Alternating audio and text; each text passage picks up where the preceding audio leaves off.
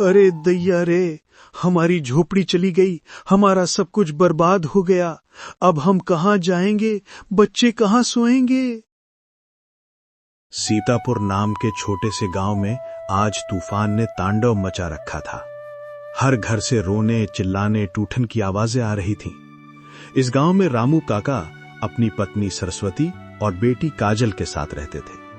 रामू काका गांव में सबसे मेहनती और ईमानदार बढ़ई थे। लकड़ी का छोटा काम करते थे, बस वही उनकी रोजी रोटी थी। लेकिन आज उनका छोटा सा घर, जिसे उन्होंने अपने हाथों से बनाया था, पूरा का पूरा टूट चुका था। रामू काका रोते हुए, हे भगवान, हमारी बरसों की कमाई, हमारी मेहनत एक पल में उड़ गई। अब अपनी काजल को लेकर कहां जाऊंगा। काजल अपने बाप को रोता देख खुद फट पड़ी। बाबा मत रोइए, हम फिर से घर बना लेंगे। अगर झोपड़ी टूटी है तो क्या हुआ, मैं तो हूं आपके साथ। सरस्वती ने अपनी बेटी को गले लगा लिया। गांव का सरपंच मंगल सिंह आता है। लोग उम्मीद से उसकी तरफ देखते हैं, शायद वो मदद करेगा। लेकिन वो करता क्या है, सिर्फ हंसता है और ऊपर से बोलता है, अरे रामू, तू तो बढ़ई है ना, अपनी झोपड़ी खुद ही बना ले। हमारे पास तो बस फाइलें हैं, सरकारी मदद आएगी तब देखेंगे। लोगों को बात चुभती है, पर रामू काका चुप रह जाते हैं। उसी समय गांव में एक लड़का लौट कर आता है, शंकर, जो शहर में मजदूरी करता था। शंकर सीतापुर वापस आया था अपनी बीमार मां को देखने। तूफान की तबाही देखकर उसका दिल पसीज गया। रामू काका, चिंता मत करिए, जब तक आपका नया घर नहीं बन जाता, आप सब मेरे घर में रहिए। बेटा, हम बोझ नहीं बनना चाहते। शंकर ने कंधे पर हाथ रखा। गांव वाले बोझ नहीं होते, परिवार होते हैं।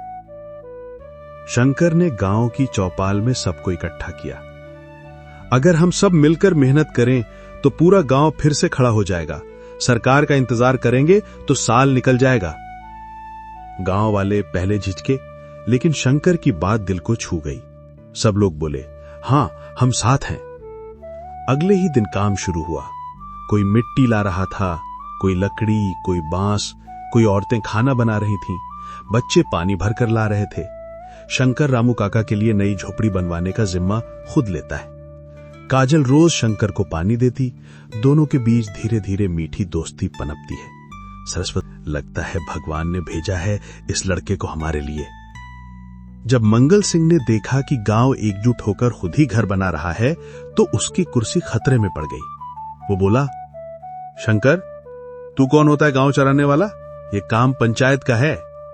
शंकर शांत था, बोला, काम पंचायत का है और कर्तव्य इंसान का। गांव वाले तालियां बजाने लगे। मंगल सिंह शर्म से भाग गया। कुछ दिन में पूरा गांव फिर से नए जैसा बन गया।